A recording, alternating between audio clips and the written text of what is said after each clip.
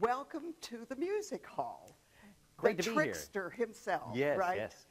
Jeff Hobson, we're so happy you're here to Thank be you. part of the season for Dallas Summer Musicals. What is the most interesting thing about performing magic? The most interesting thing, I think, has to be that I get to make adults into kids again. Because we lose our wonder once we grow up, because kids will believe anything. They'll just look and, oh, look, an elephant can appear, it can disappear. Well, they believe that. Well, when we get to be adults, we lose all that childhood wonderment, and our jobs as magicians is to make the adults back into kids and let them believe in magic again. If a youngster is watching you right now, would you encourage him or her to go into magic? Absolutely not. Be a doctor, a lawyer, do your homework. No, it's a great, I tell you, I've been blessed many, many years. I've been doing this for a lot of years, ever since I was 7 years old. And my dream was to be a magician.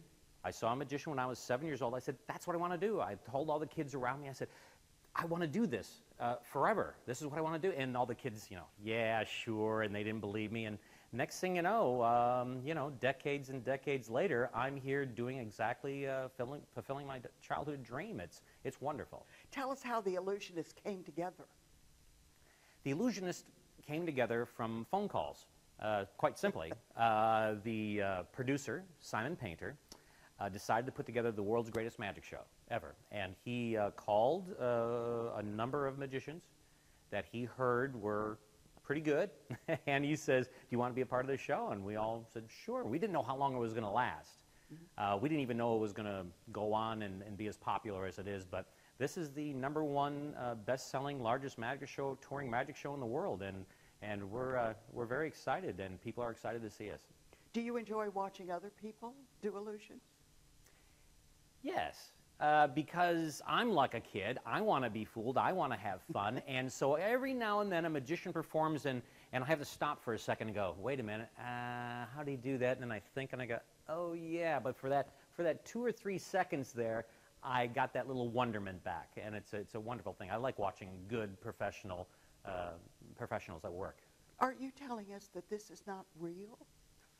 Who said that? I didn't say that. Shh, don't tell them anything. Oh, good. No, it's, again, we are creating a show in your minds, and it's a beautiful thing to watch. Well, when you watch a movie, the actors and the director and the producer are asking you to suspend your belief that this actual story is happening.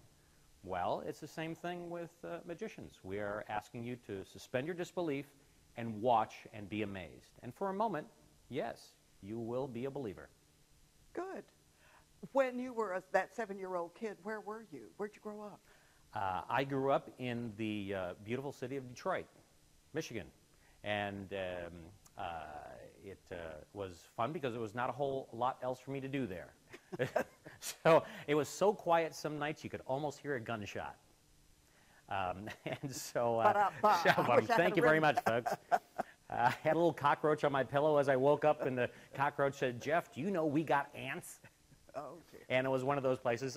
So, no, it was a wonderful time. I had a great time growing up, and yeah, Detroit is my hometown. Yeah, can you do an undergraduate degree in magic somewhere? Funny enough, you can. Really? Just after World War II, there was a GI Bill for a school of magic that you could go to, that the government would pay for. And for, I think, 15 years, it was valid. And then the government dropped it. But it's still around. Yeah, it's the Chavez School of Magic. It's still operating out of 2 different states, believe it or not. That's just wonderful to know. So do people ever ask you what you're going to be when you grow up? Well, that's the problem. I just never grew up. So, yeah, people would always ask, and they still ask. So what are you going to do when you get serious in life? I don't know. How do you go about trying out new material? It takes me a while because magic is very specific because it's not just dialogue you're presenting, and sometimes it's not dialogue. Sometimes it's just, you have to work out, just like theatrics, just like writing a play, you have to work out the the blocking, you have to work out the staging, the theatrics, the lighting, the sound, the movement, the people, and then on top of that, you have sometimes a very interesting prop that doesn't exist in real life, and you have to build it. What's your favorite thing about your audience and your relationship when you're performing with, in front of an audience?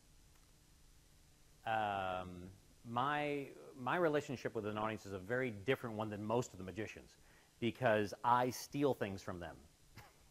And some people don't like things being taken from them, but it's my living. Thank you very much. I'm from Detroit. What do you want?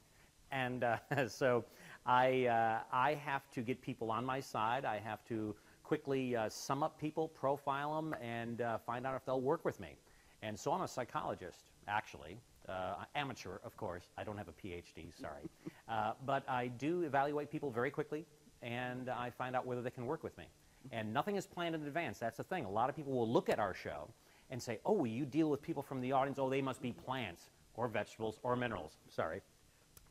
But we have people that have no idea they're going to come on stage. I pick people that have no idea what's about to happen, and I make them play along, and they have a fun time doing it. Is there an age range of that you work better with from your audience, or do you go from teens to the elderly? Is it just the person? Depending on what show I do, I run the gamut of ages.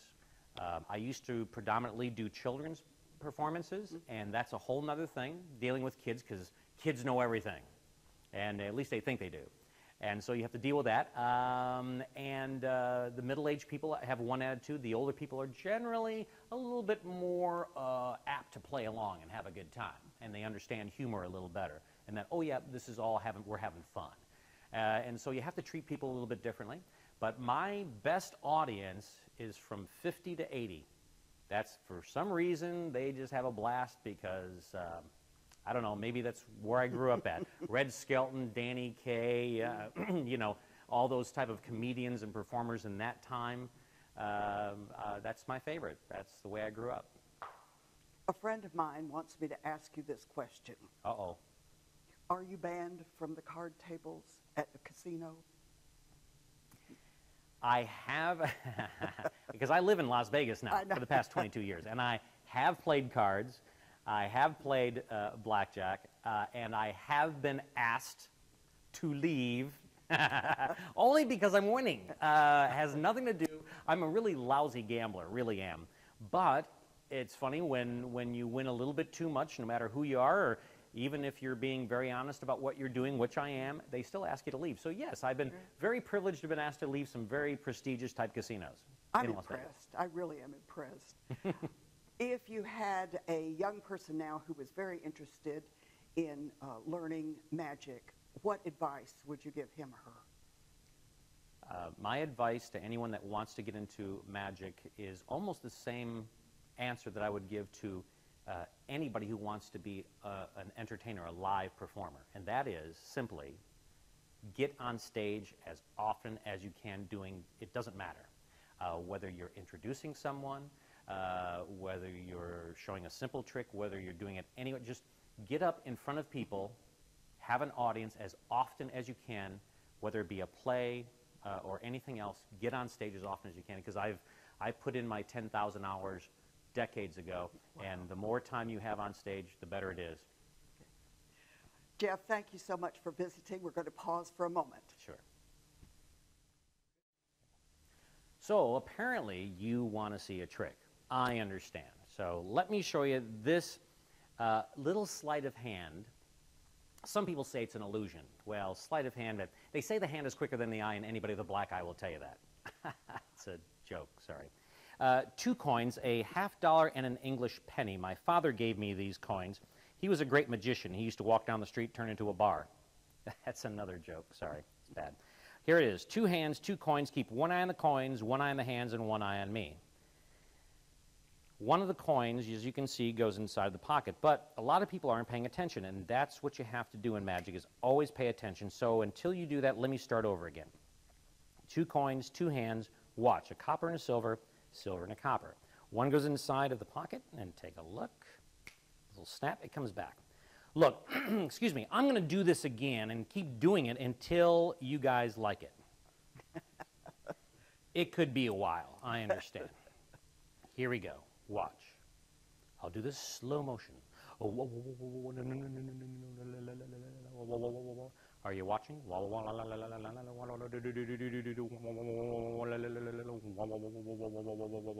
Okay, one more time. Take a look. I can't do this any slower. Watch what happens.